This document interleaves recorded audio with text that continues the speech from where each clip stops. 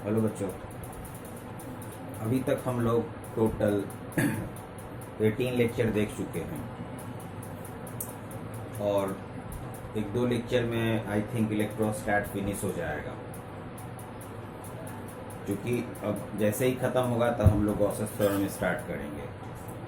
तो ये ध्यान में रखिएगा कि चैनल को सब्सक्राइब और लाइक करना ना भूलें। तो हम लोग नेक्स्ट लेक्चर की ओर चलते हैं, जो कि बहुत इंपॉर्टेंट कंसेप्ट है, समझिएगा।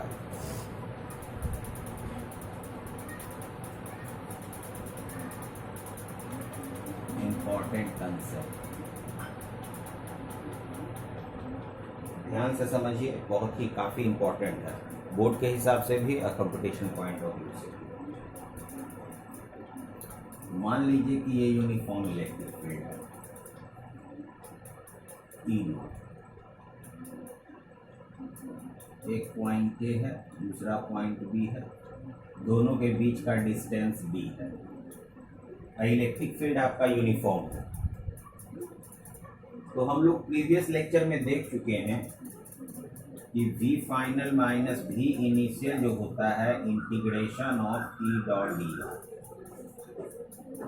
With negative sign. तो इसका मतलब v initial minus v final क्या होगा, integration of E dot d. हम लोग a से b की ओर मूव करेंगे और इलेक्ट्रिक फील्ड भी उसी डायरेक्शन में है, तो थीटा का मान 0 डिग्री। v इनिशियल आपका va है, v final vb E naught into d. तो va is equal to vb plus E naught into d. अब ध्यान से समझिए कि यहाँ का जो पोटेंशियल होगा, मान लीजिए कि ये पोटेंशियल 10 है, तो 10 में कुछ ऐड हो रहा है, यानी कि ये लोअर पोटेंशियल का काम करेगा और ये हायर पोटेंशियल। ये आपका हो गया बच्चों लोअर पोटेंशियल और ये आपका हो गया हायर पोटेंशियल। तो यहाँ से ये सीख मिला कि इलेक्ट्रिक फील्ड के डायरेक्शन में जैसे जैसे जाएंगे तो पोटेंशियल डिक्रीज करेगा। Therefore potential decreases in the direction of electric field। इसको अच्छे से नोट कर लीजिए, इसी पर हम लोग 2-4 न्यूमेरिकल्स लेंगे।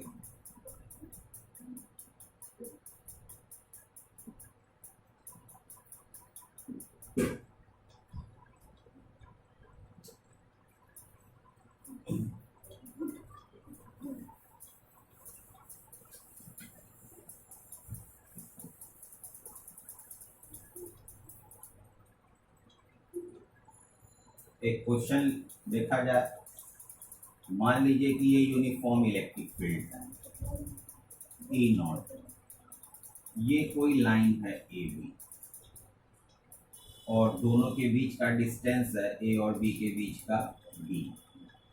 तो आपसे बोला जा रहा है फाइंड VA माइनस VB।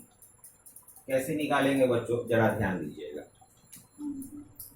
तो सबसे पहले आप ये जानिए कि अगर हम लोग मूव करते हैं higher potential to lower potential तो आंसर फिक्स है, तो पॉजिटिव आंसर जो होगा पॉजिटिव में। और अगर मान लीजिए हम लोग लोअर पोटेंशियल से हायर पोटेंशियल की ओर मूव करते हैं तो आंसर जो होगा निगेटिव में। तो VA माइनस VB है, यहाँ का पोटेंशियल ज़्यादा है, यहाँ का पोटेंशियल कम है। फिर से सुनिए, यहाँ का पोटेंशियल ज़्यादा, यहाँ का पोटेंशियल कम, तो हायर से लोअर जा रहा है, इसका मतलब आंसर पॉजिटिव में आएगा। अब ध्यान से सुनिए, क्वेश्चन में ये भी दिया हुआ है कि E नॉट जो है पोटेंशियल के साथ 60 डिग्री के एंगल पर। अब ध्यान से समझिए, तो VA माइनस VB कितना हो जाएगा, वही फॉर्मूला लगाइए EA cos थीटा, तो E naught into D cos 60 degree. तो आपका जो रिजल्ट आएगा E naught into D by 2, यानी आंसर पॉजिटिव में होगा, क्योंकि हायर से लोअर जा रहा है। नोट कर लें।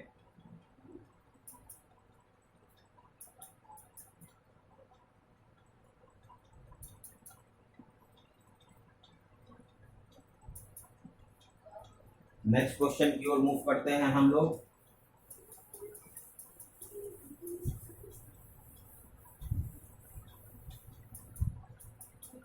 ध्यान से समझेंगे। ये यूनिफॉर्म इलेक्ट्रिक फील्ड है ई नॉट, और ये एक इक्विलैटरल ट्रायंगल है। ये जो है आपका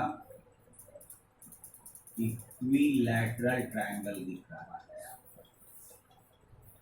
है। और जो पॉइंट्स है ए बी एंड सी, यानी कि हर एक एंगल बच्चों होगा 60 डिग्री का, हर एक डिस्टेंस डी।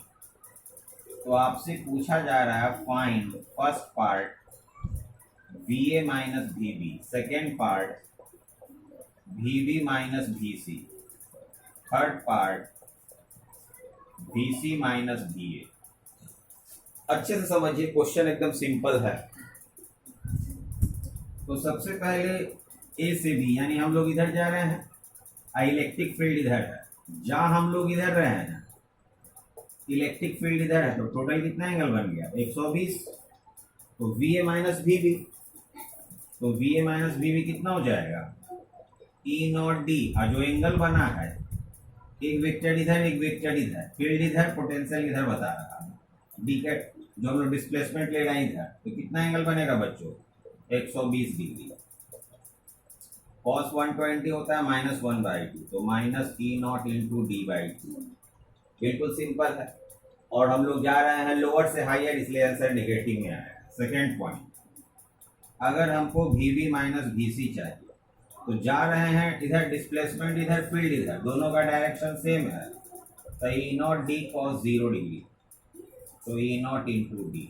इसमें आंसर पॉजिटिव आएगा क्योंकि हायर से लोअर, सी माइनस ए, तो हम लोग लोअर से हायर जा रहे हैं फिर, तो आपका आंसर जो होगा निगेटिव में।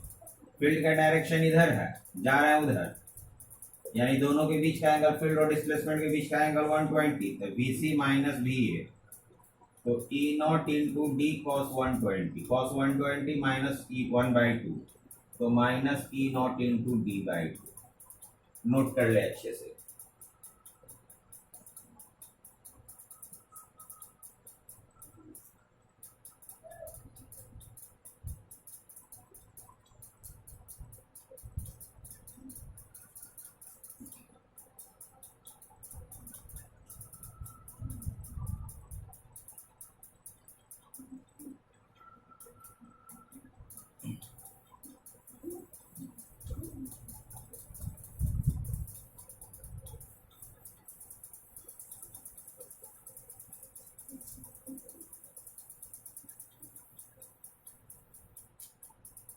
नेक्स्ट ध्यान दीजिएगा,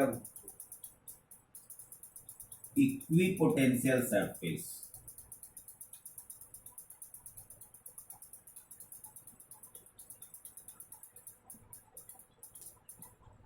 तो इक्वी का मतलब होता है बराबर, पोटेंशियल सेम, मतलब पोटेंशियल सेम होना चाहिए। स्टेटमेंट सुनिए, when the value of electric potential remain same through all the surface, then it is known as equipotential surface. I repeat again, when the value of electric potential remains same through all the surface, then it is known as equipotential surface. ये आपका equipotential surface है। ये सब important point समझिए पहले equipotential surface के बारे में। फर्स्ट, तो इस केस में ना वर्क डन 0 होता है अगर पॉइंट जो है, अगर हम लोग एक जगह से दूसरी जगह मूव करते हैं सेम इक्विपोटेंशियल सरफेस में, the value of work done is equal to 0 if the charge is taken from one point to another point on the same equipotential surface. ध्यान दीजिए हम कहना क्या चाहते हैं, the value of work done is equal to 0 if charge is taken from one point to another point on the same equi potential surface. Second point, अगर मान लीजिए कि एक पॉइंट से दूसरे पॉइंट में गए, एक सरफेस से दूसरे सरफेस पे, तो वर्क डन जीरो नहीं होगा। सेकेंड पॉइंट क्या है, the direction of electric field, the direction of electric field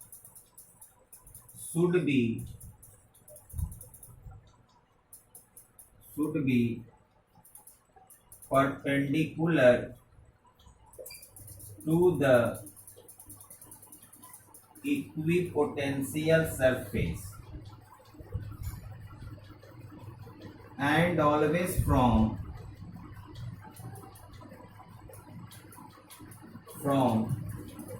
higher potential to lower potential. कहने का मीनिंग क्या है समझिए, सेकेंड पॉइंट का मतलब क्या है।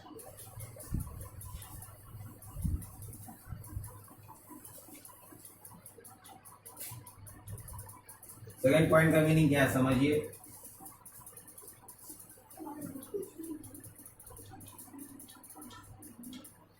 मान लीजिए कि ये 10 वोल्ट, ये 20 वोल्ट, ये 30 वोल्ट, ये 40 वोल्ट, ये 50 वोल्ट। तो इलेक्ट्रिक फील्ड सब सरफेस के परपेंडिकुलर और हायर से लोअर यानी इधर जाएगा।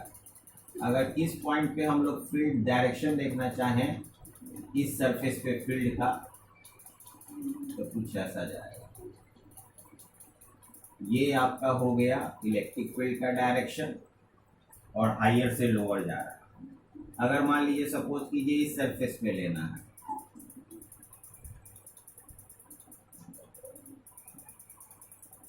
तो ये हो गया फील्ड का डायरेक्शन और हायर से लोअर। तो अगर मान लीजिए कि अगर क्वेश्चन में सपोज कीजिए कि एक्स एक्सिस से सपोज कीजिए 30 डिग्री के एंगल पे, तो आप डायरेक्शन इस तरह से बोल सकते हैं। इलेक्ट्रिक फील्ड का जो डायरेक्शन आप बोलेंगे पॉजिटिव एक्स एक्सिस से एंटी क्लॉकवाइज में चले जाना। तो कितना हो गया 90 + 30 कितना। अगर मान लीजिए कि इलेक्ट्रिक फील्ड का डायरेक्शन लिखना है तो लिखेंगे 120 degree with the positive x axis. इस तरह से भी हम लोग देख सकते हैं। देखिए कैसे, अगर मान लीजिए स्फीयर हो 10 वोल्ट, 20 वोल्ट, 30 वोल्ट, तो हायर से लोअर जाना है, हायर से लोअर हम लोग मूव कर रहे हैं। तो इसको बोला जाता है डायरेक्शन के लिए रेडियली इनवर्ड। अगर मान लीजिए उल्टा रहता 30 20 10, तो आपका होता है रेडियली आउटवर्ड, क्योंकि हायर से लोअर जाना रहता है। नोट कर ले इसे।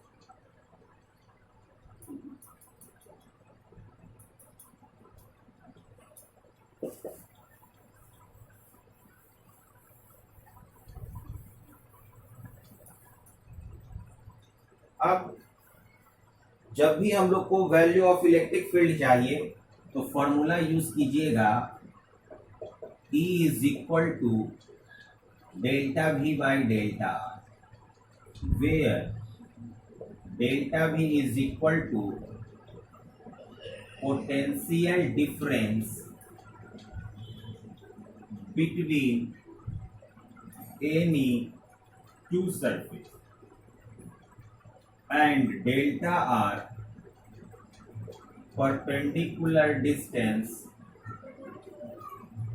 between any two surface। Note कर ले, इस पर एक न्यूमेरिकल्स है, ध्यान दीजिएगा न्यूमेरिकल्स कैसे बनता है। मान लीजिए कि ये आपका क्वेश्चंस यूनिफॉर्म इलेक्ट्रिक फील्ड है, ठीक है बच्चों। फील्ड ना लीजिए, एक लाइन सीधे ले लेते हैं। इसका मान लीजिए कि पोटेंशियल है 30 वोल्ट, 20 वोल्ट, 10 वोल्ट। और ये सब के बीच का सेपरेशन जो दिया हुआ है ये 10 सेंटीमीटर, ये 10 सेंटीमीटर, ये सब इक्विपोटेंशियल सरफेस है। 3 इक्विपोटेंशियल सरफेस है, सबका पोटेंशियल गिवन है। तो हमको find the magnitude and direction of electric field. Find magnitude and direction of electric field. ध्यान से समझो, इलेक्ट्रिक फील्ड का जो डायरेक्शन होता है हमेशा हायर पोटेंशियल से लोअर पोटेंशियल, किसी भी सरफेस पे आप दिखाना चाहें। और मैग्नीट्यूड के लिए बताए थे डेल्टा वी बाई डेल्टा। तो दो सरफेस के बीच का पोटेंशियल डिफरेंस 10 और डेल्टा परपेंडिकुलर